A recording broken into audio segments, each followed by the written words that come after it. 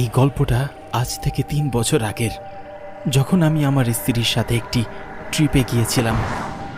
এমন একটি ট্রিপ যেখানে শুধু আমি ও আর আমাদের ভালোবাসা ছিল, কিন্তু সেখানে রুম নম্বর ৩০৭-এ কাটানো একটি রাতের কারণে আমার পুরো জীবন ধ্বংস হয়ে গেল।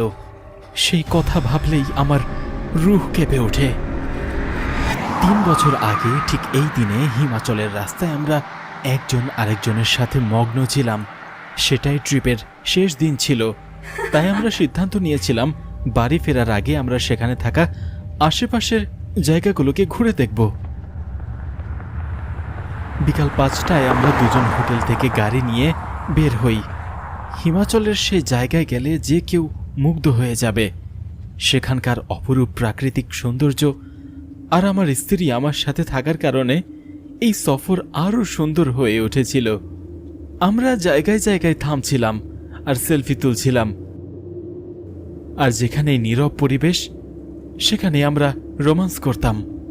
ব্যাস গাড়ি থামলো, মিউজিক চলল আর আমাদের কাপল ড্যান্স শুরু হয়। উঁচু পাহাড়ের উপর সাবিতাকে নিজের বুকে জড়িয়ে সানসেট দেখার মজাই আলাদা ছিল। কিন্তু এসব করতে করতে আমরা অনেকটা দূরে চলে এসেছিলাম, এতটাই দূরে যে আমাদের সময়ের প্রতি কোনো খেয়ালই ছিল না। প্রায় রাত 10টা বেজে গিয়েছিল।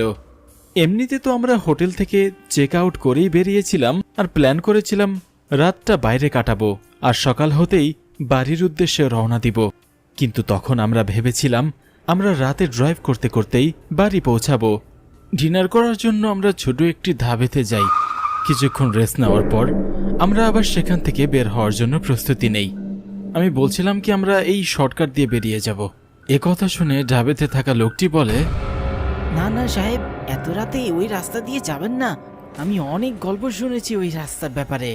যখনই ওই রাস্তা দিয়ে কোনো নতুন জোড়া যায়, খারাপ শক্তি তাদের প্রাণ নিয়ে নেয়। শুনেছিলাম যে তারা কোনো বিশেষ জোড়া খুঁজছে, যাদের দ্বারা তারা নতুন শরীর পাবে।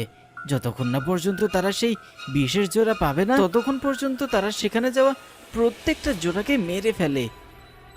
ওই লোকটার কথা শুনে আমি হেসে উঠি আর হাসতে হাসতে আমি গাড়িতে বসি। গাড়িতে বসেও আমি হাসছিলামই। তখনই সাবিতা আমাকে বলে, বিনোদ, ওই লোকটার কথায় তোমার এভাবে হাসা উচিত হয়নি। কে জানে সে সত্যি কথাই বলছে। আমি গাড়ি স্টার্ট করতে করতে সাবিতার হাতে চুমু দেই আর বলি, জানেমান শোনো, এই গ্রামের লোকেরা গল্প বানাতে বেশ এক্সপার্ট। তুমি ওদের কথায় কোনো কান দিও না। তোমার ডেভিল তো তোমার সামনে বসে আছে, যারা